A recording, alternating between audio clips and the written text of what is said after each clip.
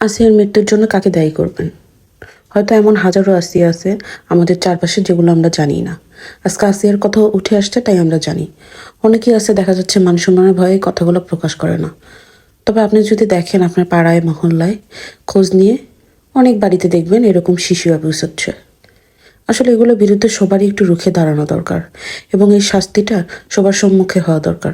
শাস্তিটা যদি সবার সম্মুখে হয়, তবেই মানুষ ভয় পাবে, এবং তবেই এই ধরনের অপরাধ আমার মনে হয় যে বন্ধ হবে। আর আরেকটা জিনিস সেটা হচ্ছে নৈতিকতার অভাব।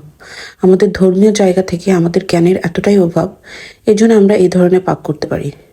কোনো ধর্মই কিন্তু কখনো বলে না খারাপ কাজ করতে, খারাপ জায়গায় পা দিতে। সেটা হোক ইসলাম কিংবা হিন্দু কিংবা বৌদ্ধ, যে কোনো ধর্মে। ধর্মীয় জ্ঞানটা যদি আমাদের থাকে, তাহলে কিন্তু এই ধরনের অপরাধটা অনেকটা কমে যায়।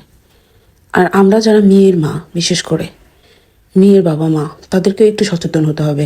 সব জায়গায় আসলে বাচ্চাদের পাঠানো উচিত না।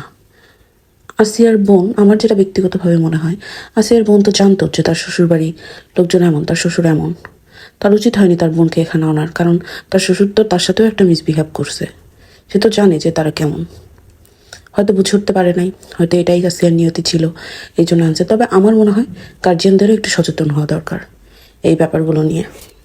এটার বিচার যদি প্রকাশ্যে হতো, সবাই দেখতো প্রকাশ্যে, যে প্রকাশ্যে হাত পা ঝুলায় তাকে পিটায় মারা হচ্ছে অথবা পাথর নিক্ষেপ করে মারা হচ্ছে, তাহলে এই অপরাধগুলো আমার মনে হয় অনেকটা কমে যেত।